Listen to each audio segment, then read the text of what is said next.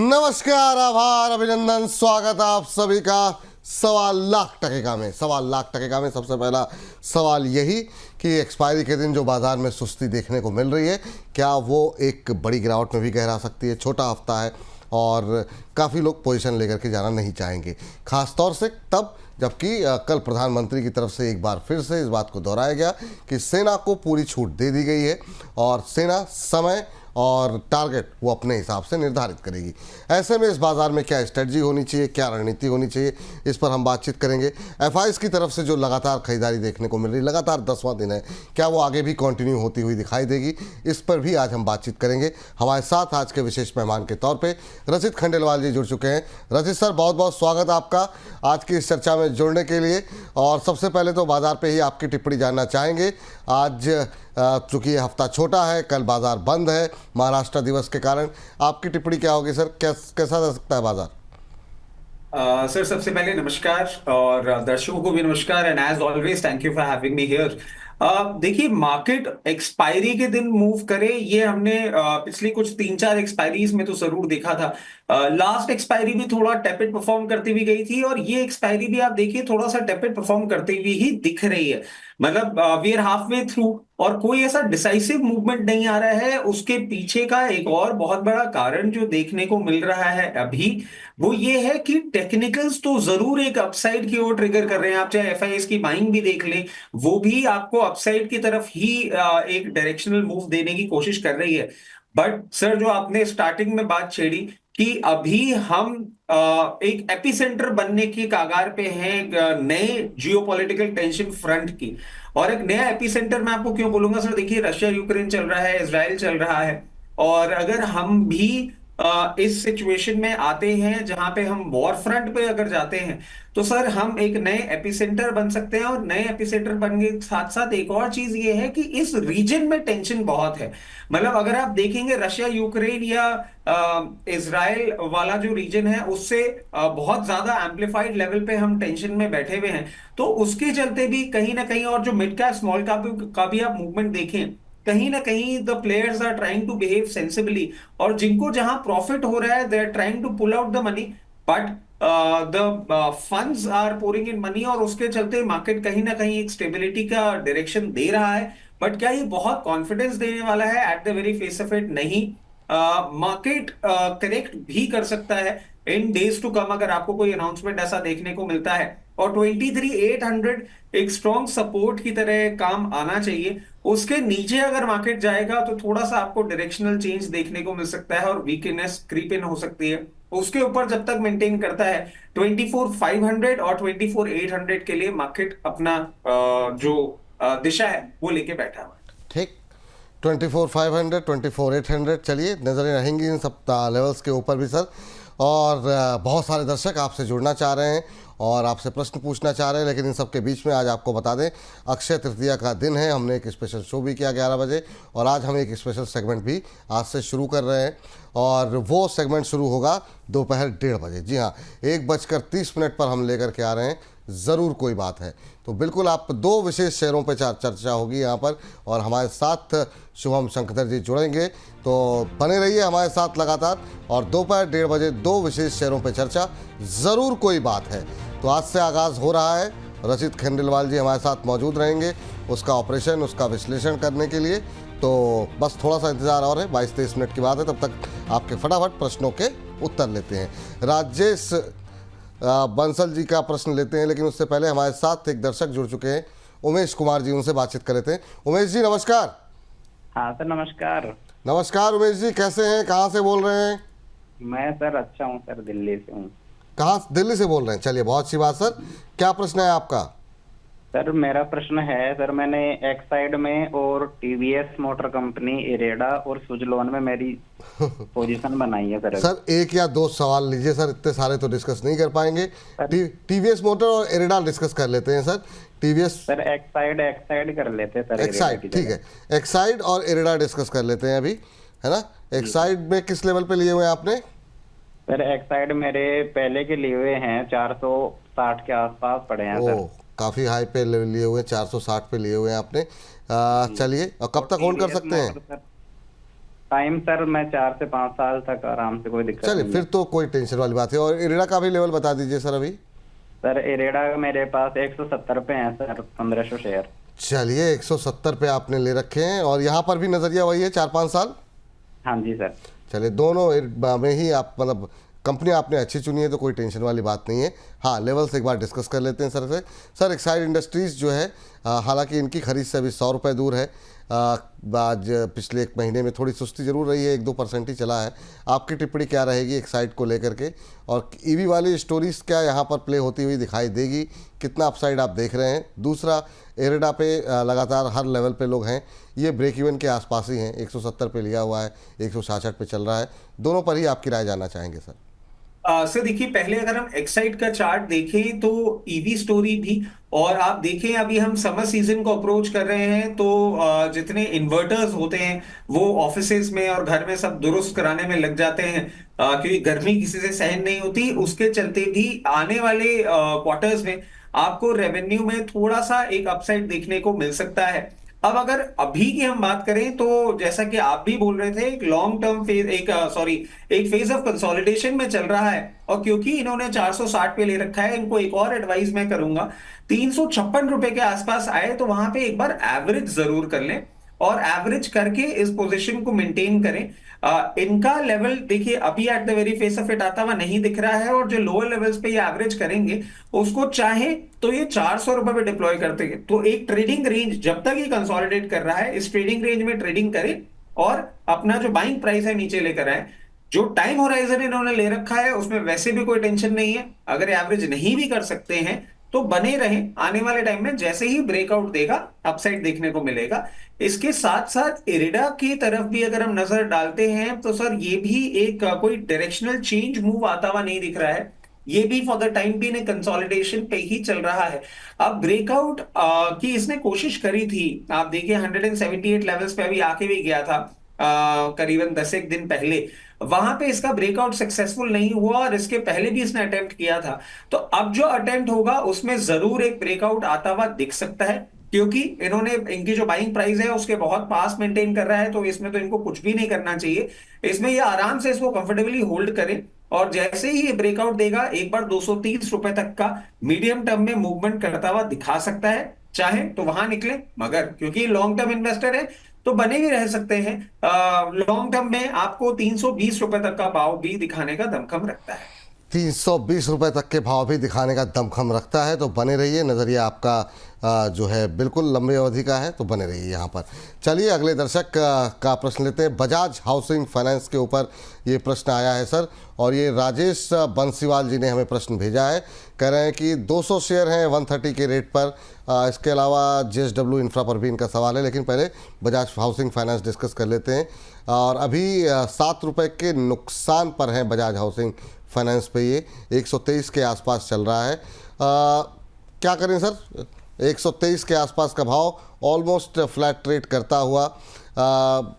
नतीजे ठीक रहे थे, चौथी तिमाही मुनाफा करीब 17% के आसपास बढ़ा था। आपकी टिप्पणी क्या रहेगी बजाज हाउसिंग फाइनेंस को लेकर?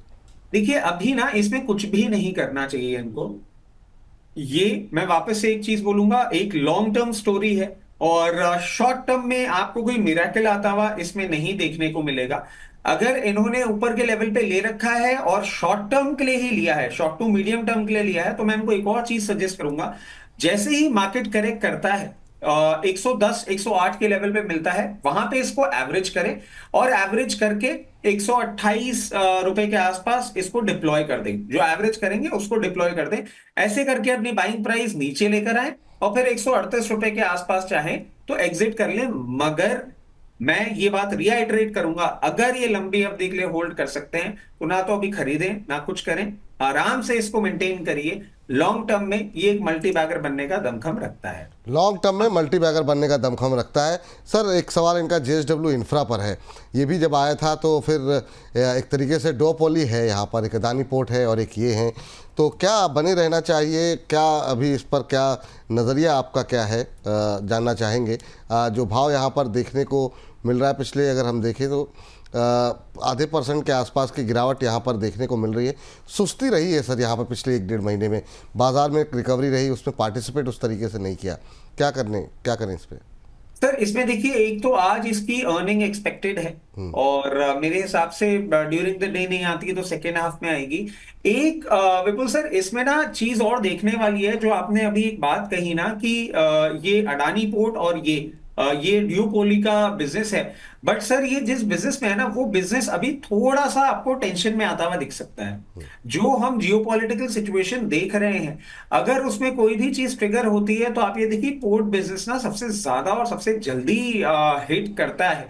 और जैसा कि हम समझ पा रहे हैं प्रधानमंत्री की तरफ से या फिर गवर्नमेंट के और सोर्सेस की तरफ से, अब जैसे कल ही की एक और छोटी सी न्यूज में ऐड कर देता हूं कि जो हमारे फॉरेन मिनिस्टर हैं, उन्होंने 9 देशों से बात करी है, 9 देशों के फॉरेन मिनिस्टर से बात करी कल 9 घंटे में। तो और जो आरएसएस का भी मूवमेंट देखने को मिला, समथिंग बिग माइट हैपन। और इस बार सिचुएशन ऐसी बन रही है, तो अर्निंग्स में अगर आपको आज आती है और एग्जिट अपॉर्चुनिटी मिलती है, तो आप एक बार चाहें तो एग्जिट कॉल ले सकते हैं। और अगर आप ऐसा नहीं करना चाह रहे हैं, तो मैं आपको एक ही चीज सजेस्ट करूंगा, अभी यहां पे कुछ ना करें। अगर जियोपॉलिटिकल डिस्टर्बेंस आता है तो आपको 260 रुपए के आसपास का भाव देखने को मिलेगा। आप चाहें तो वहां पे अपनी पोजीशन एवरेज करें। अदरवाइज अगर वो टेंशन आप नहीं हैंडल करना चाह रहे हैं, तो आज रिजल्ट आए 320 से 330 की रेंज में, जहां आपको भाव मिले आप अपना एग्जिट अपने हिसाब से ढूंढ सकते हैं। चलिए, तो जहाँ एग्जिट मिले एक बार के लिए निकल जाइए, वो ज़्यादा बेहतर रहेगा आपके लिए। स्थितियाँ अगर प्रतिकूल हुई तो बाजार में दबाव बढ़ सकता है। हाँ, नीचे आने पे जो लेवल्स बताए गए वहाँ आप खरीदारी कर सकते हैं। गुंजन जी से बातचीत कर लेते हैं। गुंजन जी हमारे साथ असम से जुड़ी हुई हैं। गुंजन जी को नमस्कार। नमस्कार विपुल जी। नमस्कार गुंजन जी, कैसी हैं आप? एकदम बढ़िया। आपका मनी नाइन का रेगुलर व्यूअर हूँ मैं। अरे और काफी फॉलो करती हूँ अब तो। अरे थैंक यू मैम। अब तो हम लोग द बोनस में हैं मैम, तो सॉरी जी जी, कोई बात नहीं, कोई बात नहीं, कोई बात नहीं। लंबा एसोसिएशन रहा है तो इस तरह की चूक हो जाती है, कोई बात नहीं। और मैम क्या करती हैं आप? मैं हाउसवाइफ हूँ। अच्छा, बहुत अच्छी बात है मैम, होम मेकर हैं आप। बताइए क्या सवाल है आपका? मेरा सिग्नेचर ग्लोबल पे है, मैंने इसमें 60 शेयर प्ले रखे हैं 1230 के रेट पे। 12 और डेनमार्क के सिग्नेचर ग्लोबल के 60 शेयर 1230 के रेट पे। 1230, ठीक है मैम, ठीक है। और कब तक होल्ड कर सकते हैं इसे आप? होल्ड, अगर इसमें प्रोस्पेक्ट अच्छा रहा तो होल्ड कर सकती हूँ। ठीक है। आज रियल्टी शेयरों में मजबूती तो देखने को मिल रही है। डीएलएफ 2.5% ऊपर है, सिग्नेचर ग्लोबल भी 1% के आसपास की मजबूती दिखा रहा है। लेकिन सर रियल्टी में क्या वो दम है जिस तरीके से कि मतलब इनके जो इनकी खरीद है वो भाव आए, और हालांकि दूरी ज़्यादा नहीं है। आपकी टिप्पणी क्या रहेगी सर? सर देखिए, रियलिटी में कहीं ना कहीं एक आपको अपसाइड का movement for the time being जरूर देखने को मिल सकता है।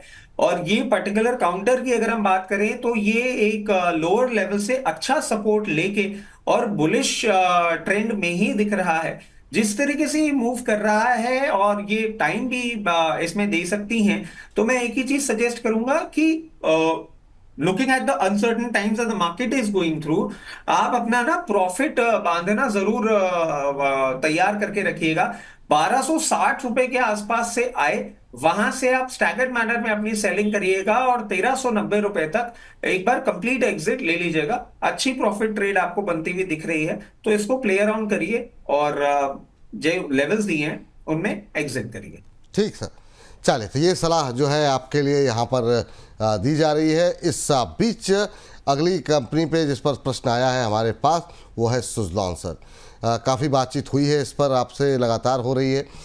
इनके पास 155 कब लिए सर आपने 155 पे?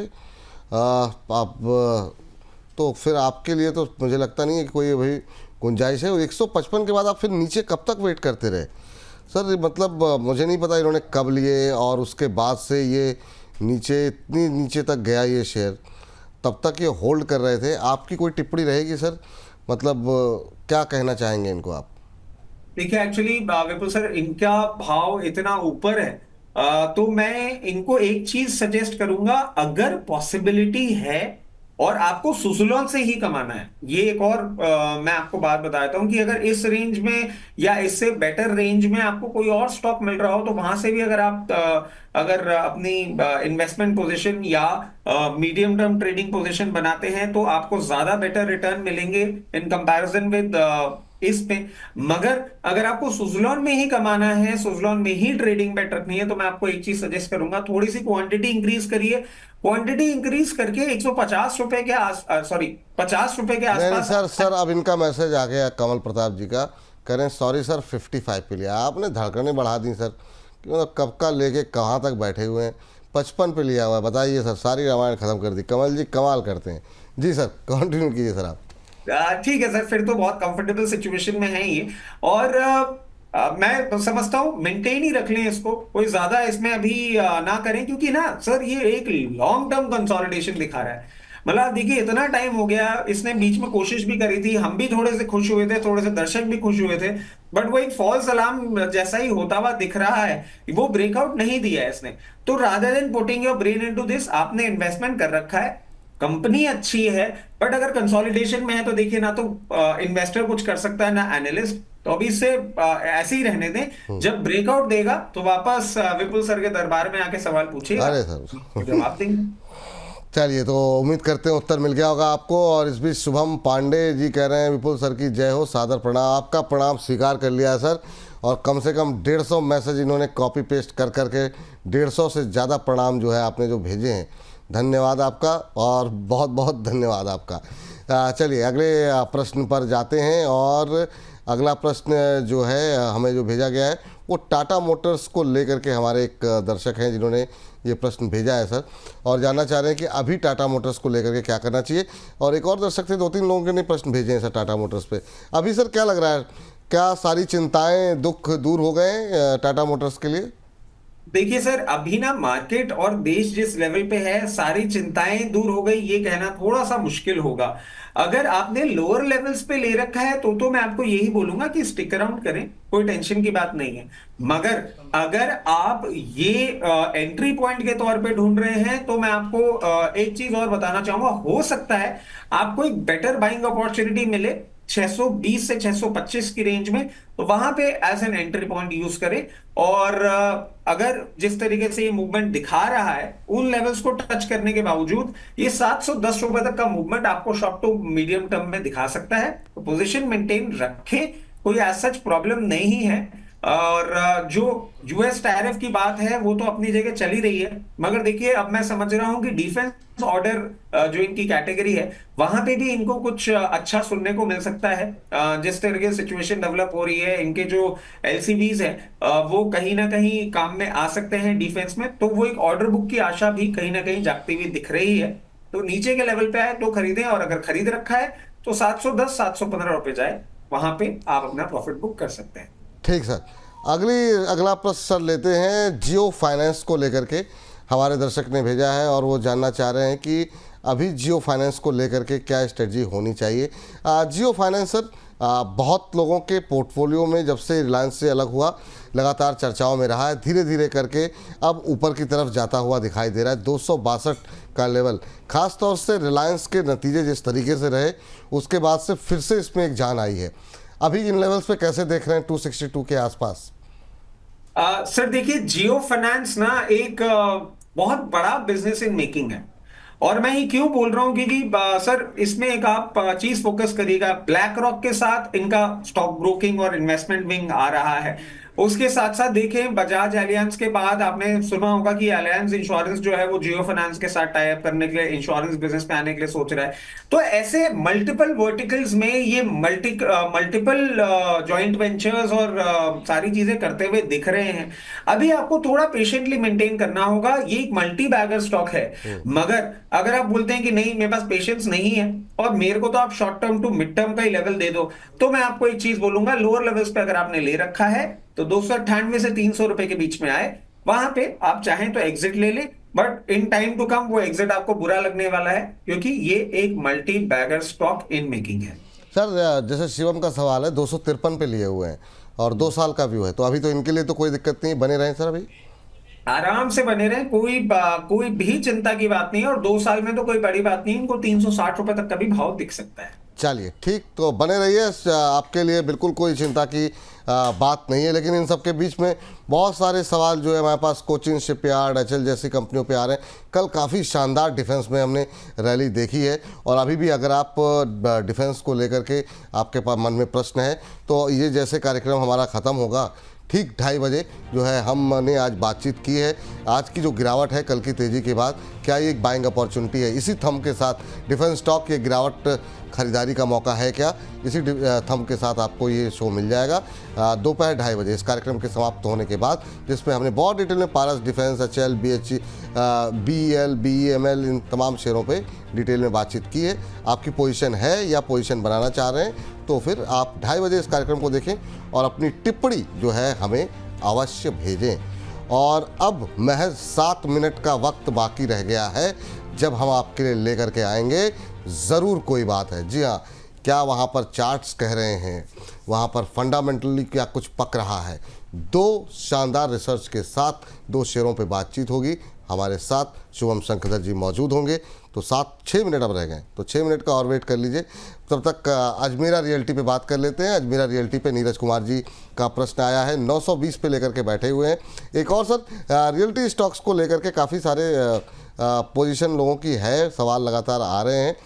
रेट कट के बावजूद अभी क्या असमंजस की स्थिति बनी हुई है? आपकी टिप्पणी अभी क्या होगी सर?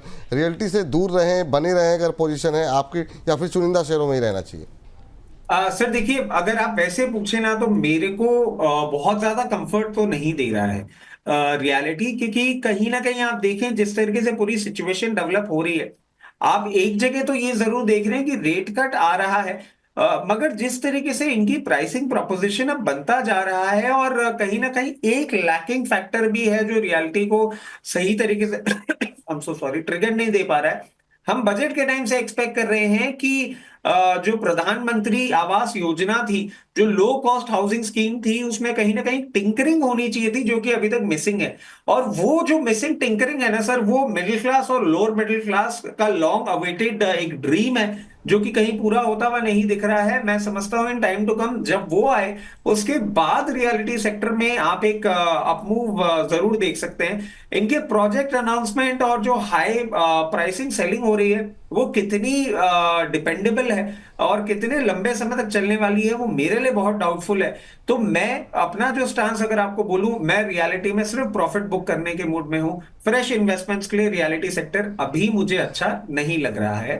ठीक अब सर, हम बात कर लेते हैं अजमेरा रियलिटी की। तो देखिए, ये एक पॉइंट बना रहा है आपका, ये 780 रुपए के नीचे अगर आपका बंद होता है तो ये और डाउनसाइड 680 तक का मूवमेंट दिखा सकता है। और अभी जिस तरीके से मूव कर रहा है, कोई बहुत ज्यादा अपसाइड की उम्मीद ना करें इसमें, वही बेहतर होगा। ये अपसाइड अगर आपका कंटिन्यू भी हो जाता है 860 के ऊपर, तो भी हार्डली 920 रुपए तक का लेवल दिखा रहा है। कोई बुलिश टेक्निकल पैटर्न नहीं है, तो हायर लेवल पे जहां अपॉर्चुनिटी मिले वहां प्लीज बुक करें और एग्जिट करें। ठीक, तो ये राय यहाँ पर निकल के आ रही है। और इस बीच कमालुद्दीन साहब लगातार एरेडा पे पूछ रहे हैं। एरेडा पे सर बात हो गई है, जैसे कार्यक्रम समाप्त हो थोड़ा पीछे जाके देखेंगे तो आपको उत्तर मिल जाएगा। लेकिन इस बीच से हमारे साथ शेख साहब जुड़े हुए हैं। शेख साहब जी, कुछ कह रहे हैं सर आप? आवाज नहीं आ रही है। आपको आवाज़ नहीं आ रही है?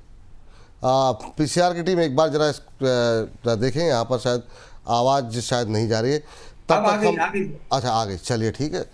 बड़ी समस्या हो जाती है सर, कई बार आवाज़ आ रही है जा रही है। लेकिन इस बीच शेख साहब हमारे साथ मौजूद हैं, पहले शेख साहब से बात कर लेते हैं। शेख साहब नमस्कार, अस्सलाम वालेकुम। नमस्कार सर, वालेकुम अस्सलाम। कहाँ से बोल रहे हैं सर शेख साहब?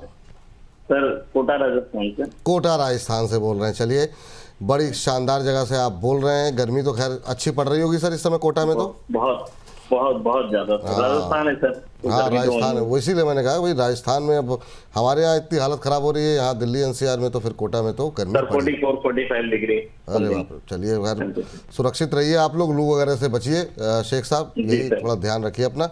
बताइए क्या सवाल है आपका? सर मेरा क्वेश्चन तो डिफेंस शेयर को लेके है। अब आप बोले तो मैं वो क्वेश्चन पूछूं, अदरवाइज मैं दूसरा किसी शेयर के लिए पूछूं। आप कोई एक सवाल मजगांव पूछ और लीजिए। एसएच के वैसे लिए। वैसे डिफेंस पे 2:30 बजे आप हमारा शो जरूर देखिएगा, लेकिन कोई एक सवाल चूंकि आपने फ़ोन किया है, तो आप बिल्कुल जो है पूछ सकते हैं कोई किसी एक पर। और अगर कोई दूसरा प्रश्न सर, पूछना चाह रहे हैं दूसरा पूछ लीजिए जी। सर एक तो इस 2 क्वेश्चन का मेरे दे दीजिए। एक मजगांव डॉक का मेरा 2398 पर बाइंग है और अभी प्रॉफिट में चल रहा है। हाँ, तो 2003। इसमें सर क्या मैं कुछ बुक करूं या वेट करूं? मेरा व्यू लगभग 5 साल का है। आपका व्यू 5 साल का है। पहली बात तो ये बड़ी अच्छी बात है कि 5 साल का नज़रिया है आपका, और आप अभी भी अच्छे प्रॉफिट पे हैं। इंट्राडे हाई पे ट्रेड करता हुआ लोअर लेवल से अब रिकवरी आ रही है। डिफेंस के अंदर भी सुबह जितनी तेज़ गिरावट थी वहाँ से रिकवरी है, खासतौर से मजगांव डॉक अच्छा रिकवर हुआ है। दूसरा शेयर कौन सा है सर?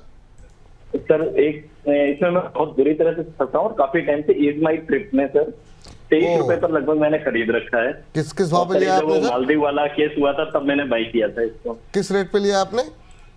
सर 23 पर। 23 पे। यहाँ पे समस्याएं थोड़ी सी आपके लिए और बढ़ सकती हैं। पूछते हैं सर, पहले तो सर मजगांव पे बात कर लीजिए ज़रा थोड़ी सी। हर आदमी आजकल डिफेंस की बात कर रहा है। एक तो जो माहौल है वो भी जो है सहारा दे रहे हैं। दूसरा, डिफेंस को लेकर के अभी राफेल को लेकर के 63,000 करोड़ की खरीद की मंजूरी जो है सरकार ने दी है। इसके अलावा भी हमारी घरेलू कंपनियों को काफ़ी सारे ऑर्डर्स की बात हुई है। तो ये जो डिफेंस की तरफ फोकस दोबारा बढ़ता हुआ दिखाई दे रहा है, सेंटिमेंट पॉजिटिव हुए हैं। कल काफ़ी अच्छी तेज़ी रही। अभी मजगांव में क्या करना चाहिए और अच्छे प्रॉफिट में है ये? सर मजगांव में आराम से इनको ना स्टिक अराउंड करना चाहिए, क्योंकि मजगांव को अगर आप थोड़ा सा फंडामेंटली वैसे भी देख लेना, इसका रिटर्न ऑन इक्विटी इसके पूरे पीयर ग्रुप में ना सबसे अच्छा है। मतलब आप देखें रिटर्न ऑन इक्विटी 33% का चल रहा है, विच इज क्वाइट डिसेंट। बाकी आपके Cochin Shipyard, Garden Reach Shipbuilders, इनका रिटर्न ऑन इक्विटी उतना ज्यादा अच्छा नहीं दिख रहा है। अगर हम टेक्निकल पैरामीटर्स की भी बात करें तो ये अभी अच्छे बुलिश ट्रेंड पे ही चल रहा है, और ये आने वाले समय में आपको बहुत इजीली, अगर मैं बहुत ज्यादा भी एग्रेसिव नहीं बोलूं, तो 3400 3600 का आपको लेवल इन मीडियम टर्म बहुत कंफर्टेबली दिखा सकता है। बहुत ही उम्दा शेयर है, मेंटेन करें, कोई परेशानी नहीं। चलिए, तो ये बात है। इजी ट्रिप पे भी कोई टिप्पणी करना चाहेंगे सर? घूमने फिरने वाले शेयर तो खूब चल रहे हैं। होटल हो, एयरलाइंस हो, बीच में काफ़ी अच्छा मूव देखने को मिला। अब गर्मी की छुट्टियां भी शुरू हो रही हैं, लेकिन जो घुमाने वाली कंपनियां हैं वो खाली घूम रही हैं एक दायरे में। सर घुमाने वाली कंपनियां एक दायरे में इसलिए भी घूम रही हैं क्योंकि इस कंपनी के प्रमोटर ने बहुत सारा फंड मोबिलाइज कर दिया जी। है, और वो कहीं ना कहीं एक बहुत अच्छी कंडीशन में नहीं मुझे दिख रहा है। वो देयर प्लानिंग, मतलब उनकी जो अलग अलग चीजें चल रही हैं, जो उनका थोड़ा सा एविएशन एक्सपोजर, जो प्राइवेट जेट्स में और उन सब बिजनेस में जा रहे हैं, ये डाइवर्सिफिकेशन कहीं ना कहीं स्टॉक को अच्छी तरीके से रिवॉर्ड नहीं कर रहा है। अब क्योंकि इन्होंने हायर लेवल पे ले रखा है और कहीं भी रिस्पाइट नहीं दिख रहा है, मतलब मैं इनका भाव आने में तो मुझे लगता है बहुत टाइम लगने वाला है, तो मैं इनको एवरेज की सजा भी नहीं दूंगा। ये जरूर बोल सकता हूं कि अगर आप जो फंड इसको एवरेज में काम में लेने वाले थे वो किसी और बेटर क्वालिटी स्टॉक में अगर डालेंगे तो शायद रिटर्न का दमखम ज्यादा अच्छा आपको देखने को मिल सकता है। इस प्राइस में एग्जिट भी नहीं बनता, इस प्राइस में एवरेज भी नहीं बनता। इसको बस होल्ड करें एंड जस्ट वेट। कुछ अगर अच्छा होता हुआ दिखेगा तो फिर आपको अपडेट करेंगे, बट इसमें अभी कुछ भी ना करें और फंड किसी और काउंटर में डिप्लॉय करें।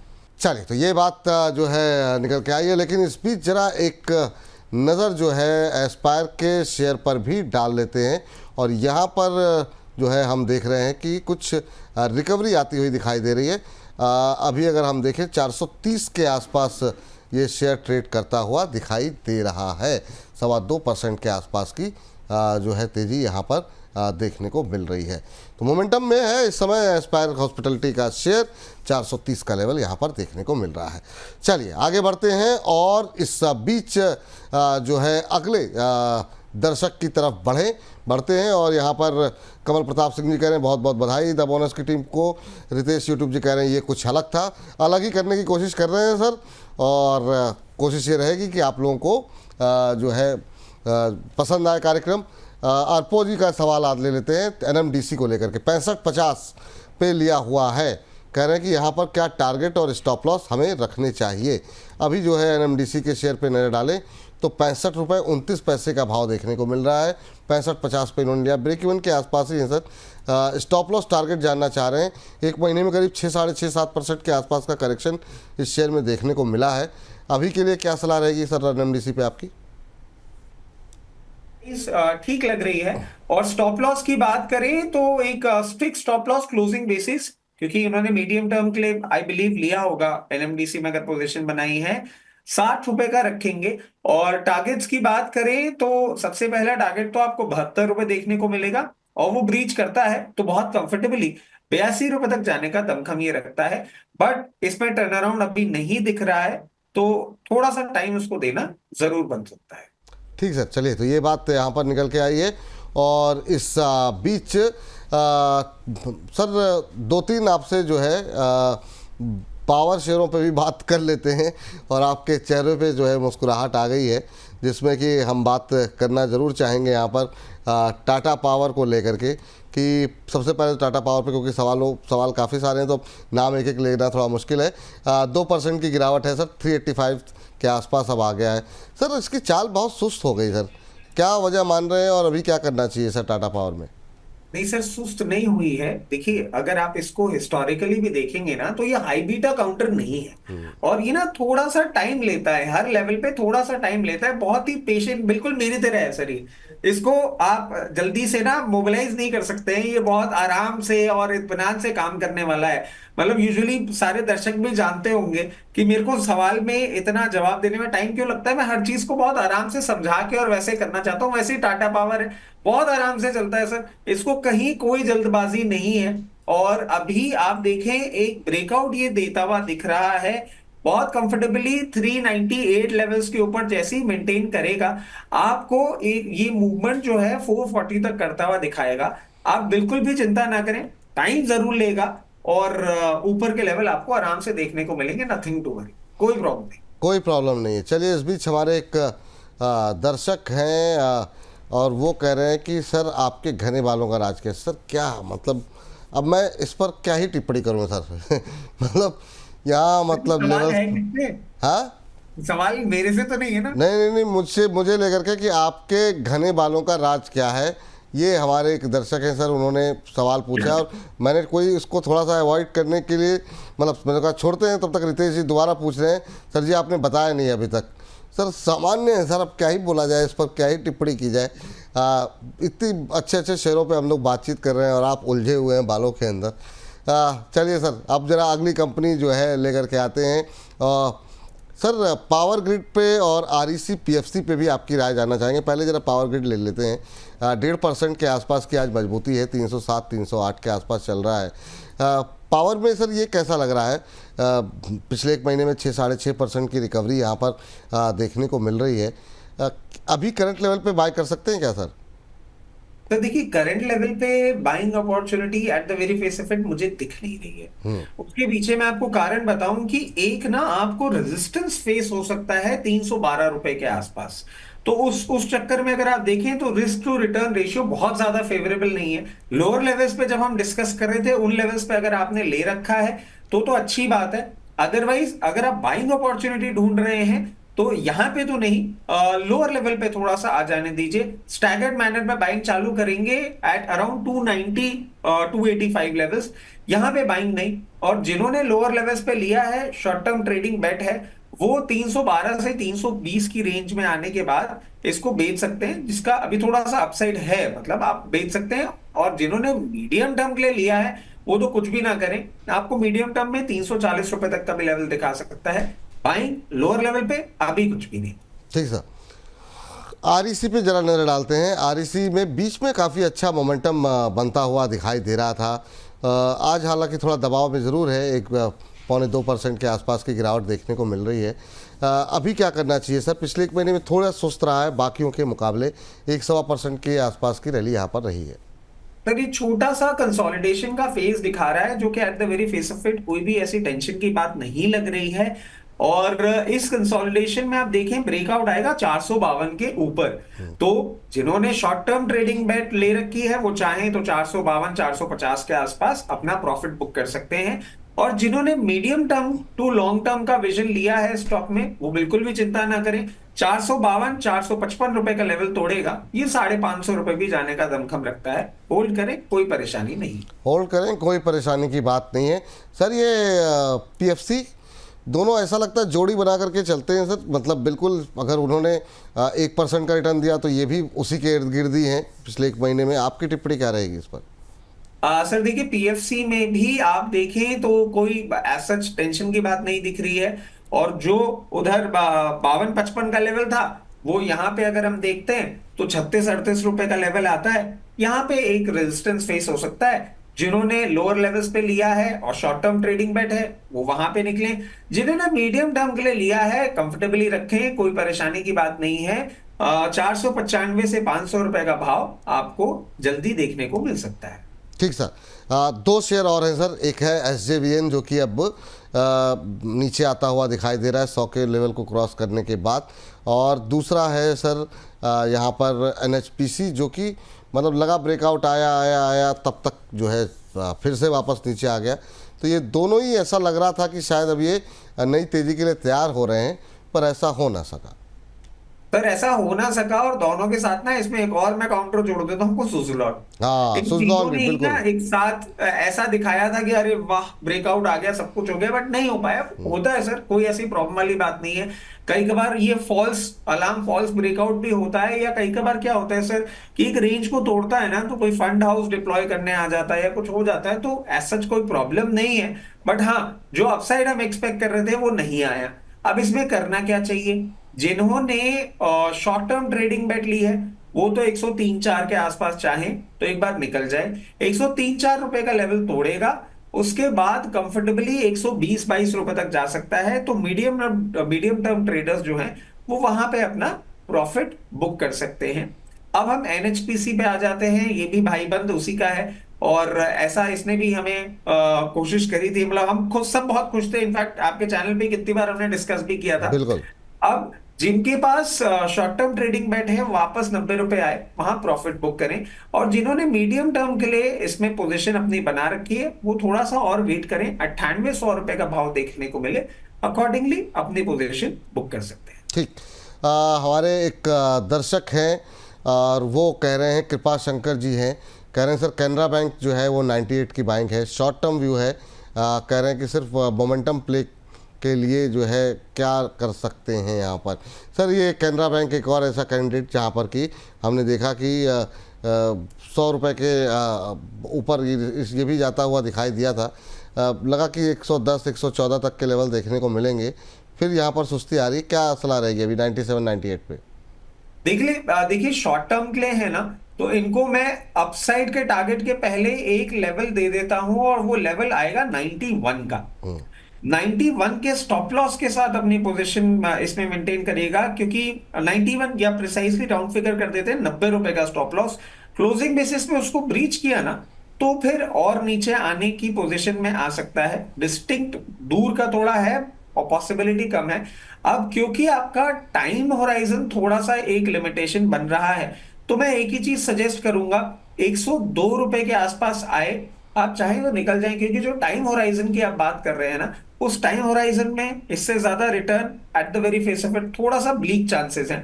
अगर आप टाइम होराइजन बढ़ा सकते हैं तो हम टारगेट बढ़ा सकते हैं, और अगर आप मध्यम अवधि के लिए भी इसको होल्ड करते हैं तो बहुत कंफर्टेबली एक 120 रुपए तक का मूवमेंट ये दिखा सकता है। If you give it time, it will give you return. ठीक, ये बात रही कैनरा बैंक को लेकर के। और इस बीच अगले दर्शक जिन्होंने प्रश्न पूछा है सर, वो हमारे दर्शक कोल इंडिया को लेकर के जानना चाह रहे हैं। प्रवीण गुप्ता जी हैं, कह रहे हैं सर कोल इंडिया को क्या हो गया, गर्मी सारे रिकॉर्ड तोड़ रही है और शेयर में कुछ खास हो नहीं रहा है। 406 में इन्होंने लिए हुए हैं, 80 शेयर हैं, कह रहे हैं मार्गदर्शन करें। और अभी जो है 385 के आसपास है, तो इनको हो रहा है 20 रुपये के आसपास का, 21 रुपये के आसपास का नुकसान। और बात सही है सर, अभी पिछले एक महीने में 3% का नेगेटिव रिटर्न रहा है यहाँ पर, जबकि बाजार में एक अच्छी रिकवरी देखने को मिली है। परफॉर्म नहीं किया कोल इंडिया ने। अभी क्या करें, इनको वेट करना चाहिए सर? सर कुछ ऐसे काउंटर्स होते हैं जो रामायण के कैरेक्टर की याद दिला देते हैं।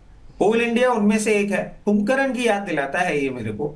और ये ना सर सो जाता है, कुछ टाइम के लिए सो जाता है और फिर एकदम से उठता है और बहुत सारा मूवमेंट करता है, फिर सो जाता है। अभी सो रहा है, कंसोलिडेशन के फेज में है। अगर आप बोलें कि कुछ बहुत ही गलत हो गया इसके साथ, ऐसा कुछ भी नहीं है। आप आराम से पोजीशन बना के रखें। ये जो इसकी नींद है ये खुलेगी 405 रुपए के ऊपर, जब डिसाइसिवली क्लोजिंग करेगा तब नींद खुलने का काम होगा, और तब जब ये वापस काम पे लगेगा आपको 468 रुपए का भाव भी दिखाने का दमखम रखता है। होल्ड करें, पेशेंट तरीके से इसको मेंटेन करें। कुंभकर्ण है, जागेगा और चल जाएगा। जागेगा चलेगा, परेशान मत होइए, आपके लिए सलाह है।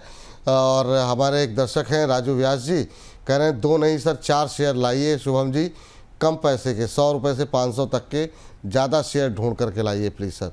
तो चलिए आप लोग अपनी टिप्पणियां भेजते रहिए और इस पर तमाम चीज़ों पर हम लोग विचार करेंगे। अशोक लेलैंड पे हमारे एक दर्शक हैं, वो जानना चाह रहे हैं, 207 पे लेके बैठे हुए हैं सर। ये यॉटनी के नाम से इन्होंने अपनी आईडी बनाई हुई है। अपना नाम भी लिख दिया कीजिए सर, इतने कठिन कठिन अंग्रेजी के नाम पे जो है आप लोग आईडी बना लेते हैं, लेने में जो है तकलीफ हो जाती है। चलिए अभी जो है अशोक लेलैंड को नज़र डालते हैं। 226 के आसपास चल रहा है, 207 पे इन्होंने लिया है, 20 रुपये इनके बन रहे हैं पर शेयर सर। होल्ड करें सर अभी। सर एक चीज मैं पहले ऐड करना चाहूंगा, मतलब अशोक लेलैंड की तो हम बात कर ही लेते हैं, और ये दर्शकों से ना एक छोटा सा रिक्वेस्ट है जो हम पहले भी आपके चैनल के माध्यम से डिस्कस कर चुके हैं कि भाव के हिसाब से शेयर को मत देखा करिए। मतलब जो अभी शुभम सर रिसर्च लेकर आए उसमें भाव जरूर आपको थोड़े बड़े देखने को मिल रहे होंगे, मगर रिटर्न जो है ना वो काउंटर्स बहुत अच्छे से दे सकते हैं। तो प्लीज भाव के बंधन में रिसर्च को मत बांधा करिए। उससे क्या होता है, कई बार क्वालिटी स्टॉक्स चले जाते हैं, और रिटर्न हमेशा परसेंटेज बेसिस पे कैलकुलेट करा करिए, इन रुपी टर्म मत किया करिए। तो चलिए, एक तो ये हो गया। दूसरा, ये जो अशोक लेलैंड की हम बात कर रहे हैं, 236 रुपए तक आपको अभी इन नियर टर्म देखने को मिल सकता है।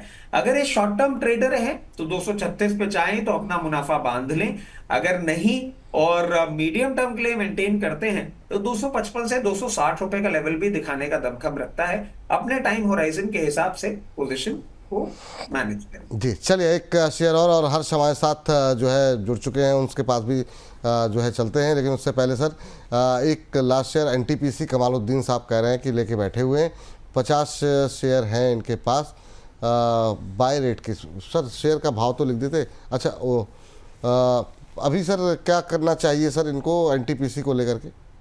देखिए एनटीपीसी भी आप देखेंगे ना तो ये भी कंसोलिडेशन में चल रहा है। मतलब ये जितने भी अभी हम काउंटर डिस्कस कर रहे हैं ना, ये सब आपका पेशेंस जो है वो चेक कर रहे हैं। Nothing to worry as such, कोई प्रॉब्लम नहीं है। आप बिल्कुल अपनी पोजीशन बरकरार रखें। एक बार इसको थोड़ा सा मौका दे दें 376 रुपए का, जब ये ब्रेकआउट देगा फिर ये मूवमेंट करना चालू करेगा, और वो जो मूवमेंट है वो इसको 425 रुपए तक ले जाने का दमखम रखता है। तो मेंटेन करें, बट पेशेंस चेक कर रहे हैं सारे अभी, बस पोजीशन मेंटेन। चलिए, इस बीच त्रिवेणी जी कह रहे हैं रचित जी, कुंभकर्ण के उठने का इंतजार करने का मजा ही कुछ और है, यानी खूब मिठाई और ढोल बजने वाले हैं।